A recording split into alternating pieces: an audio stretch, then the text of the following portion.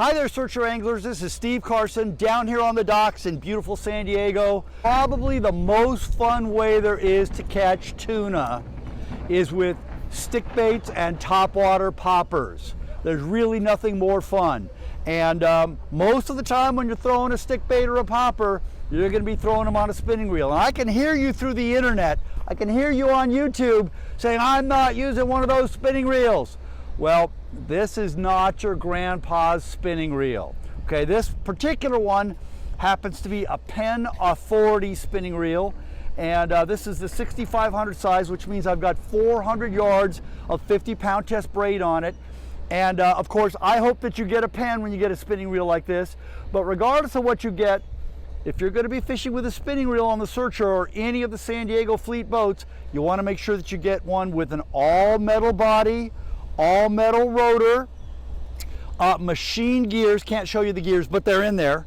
Make sure that you get a machine gears and that you get one with the drag elements on the top and the bottom of the spool. If you get all those features, you're going to have something. And I'm not saying that you're going to be able to go out and catch 100-pound tuna. That is not what these are for. But when you go out, let's face it, there's a reason that they call average size tuna average, because it's what you're going to catch on average. That's what you're going to catch. School size tuna, love poppers, love stick baits, and it is really the most fun way to catch them. And what I've got here is this happens to be a Rapala long cast, and a stick bait or a jerk bait usually won't have I don't know if you can really see that. It won't have a lip, and it'll have a fairly pointed nose so that it goes through the water a little more silently, a little bit more naturally, like a real bait fish would. And that is really a great way to fish with them. If you're a freshwater bass angler or you've fished in other parts of the world with stick baits, you know that every day the fish change their mind a little bit. Sometimes when the fish are really aggressive, they even like a popper. I've got a little bit heavier rig on here now. This is a Penn Authority 7500 size. This has got 400 yards of 65-pound test line braid on it.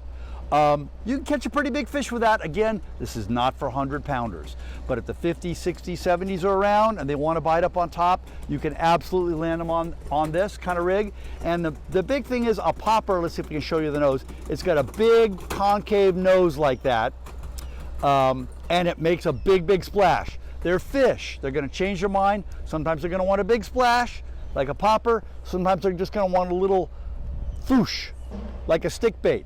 What are they going to use on the day that you bite? What are they going to want on the day that you go out? I don't know. That's why it's fishing.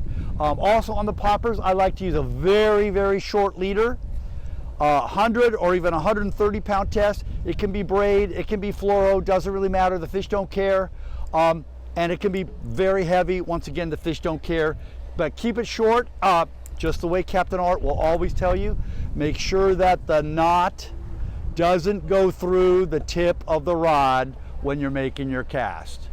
And trust me, Art will remind you if you forget. Stick bait, I'll use a little bit longer leader. Instead of 2 feet, I might go to 3 or 4 feet, and a little bit lighter. Instead of a 100-pound test, I might use 60-pound tests to make sure that the stick bait has some movement in the water. When you're catching fish that way, it is so much fun. And let me show you one of my little tricks. Sometimes people laugh at me, but it's funny how often they want to borrow it.